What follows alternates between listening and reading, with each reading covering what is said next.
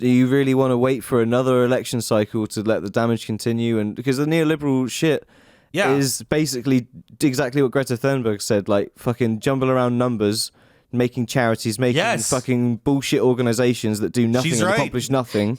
Whilst fucking industry still pollutes on a mass scale. Yeah, some nice salary to some dumb kid of some billionaire fucking like wanting to feel like they're doing something good for the world. Yeah. They're not. That is the difference that I think people don't fully understand. Especially if you're someone that's like, oh, I'm a vegan and I care about the environment. Like, yeah, well, okay, man. Well, we got fucking 10 years, and like, if you don't vote for the one person that's gonna actually fucking combat and directly challenge the system that's for fucking creating climate change and the leads creation of fucking all the bullshit that's polluting our environment, then what the fuck are you doing? You're lying to yourself, your mum, everyone involved. Just forget it.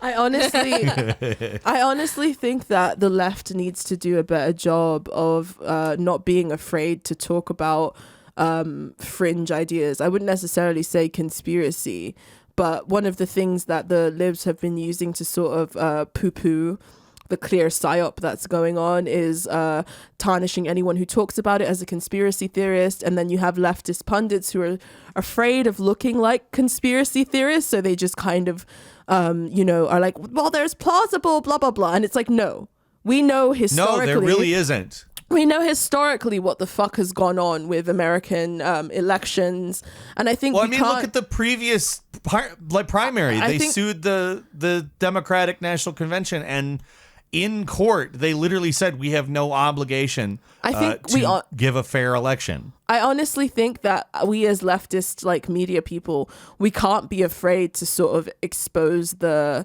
machinations of the deep state. Like, we have to be... No, I agree. We have to be talking about the tech companies. We have to be talking about these sort of shadowy coalitions and interests. I mean, like the whole stuff with Shadow Corp and Pete having had ties to them.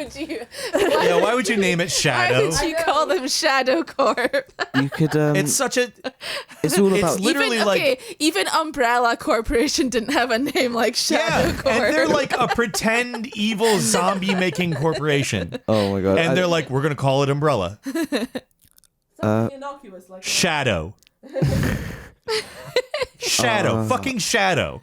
No, the Shadow Corp situation is obviously ridiculous. The fact that the app just kind of decided to fail is also fucking ridiculous. The fact that and also they spiked that poll ahead of time. Yeah. That poll that the one that's traditionally completely accurate and also gives everybody basic expectations for what's going into this fucking caucus.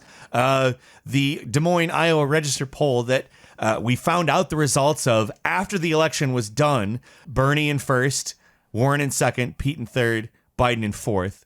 It was very close to the actual vote total numbers. It probably would have boosted Bernie because the media narrative that would have been associated with it.